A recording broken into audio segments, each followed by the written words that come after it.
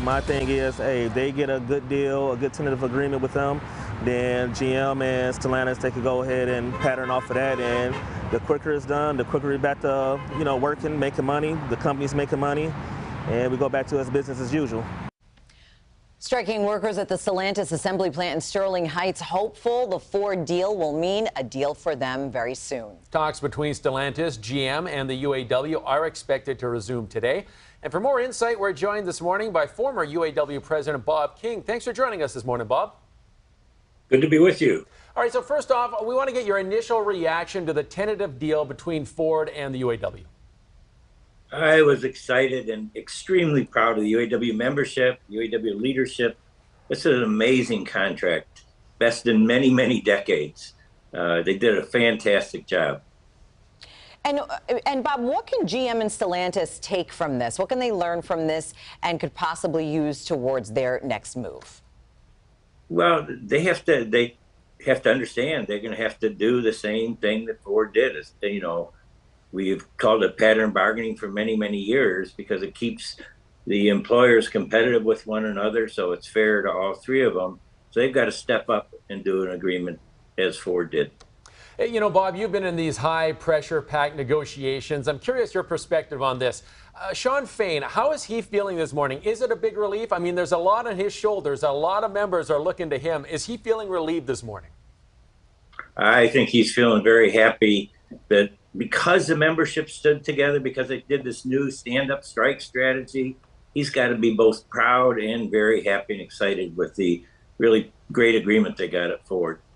And what is your opinion, your expert opinion on timing of all of this? Is it likely that we're going to see them coming together on an agreement sooner rather than later? Nobody knows. I certainly hope so. History would say that's what happens. But this has been a very different round of bargaining.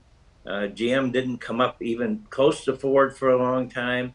I hope that they're all wise enough to get this done, to get pattern agreements done, and then get back to work.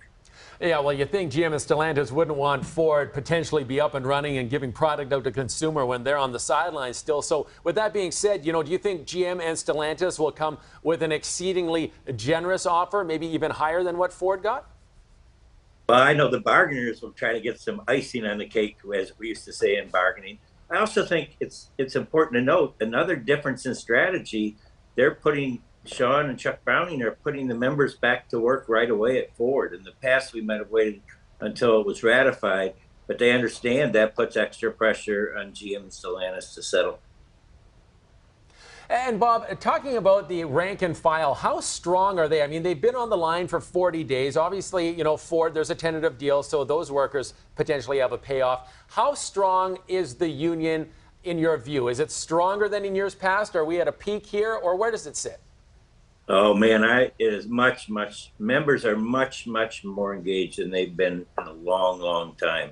And I've spent a lot of time in the picket lines. The members, I'm so proud of the members of Local 900, GM and Chrysler, who've been, or Stellantis, who've been out the whole 41 days. Those members really sacrificed a lot to help the total membership and made the stand-up strategy work, but they never wavered. When I was out in the line, they were willing to stay out there as long as it took to get a fair agreement. All right. Well, a lot remains to be seen here in the coming days and definitely the next week or so. Thank you so much, Bob King, for joining us this morning.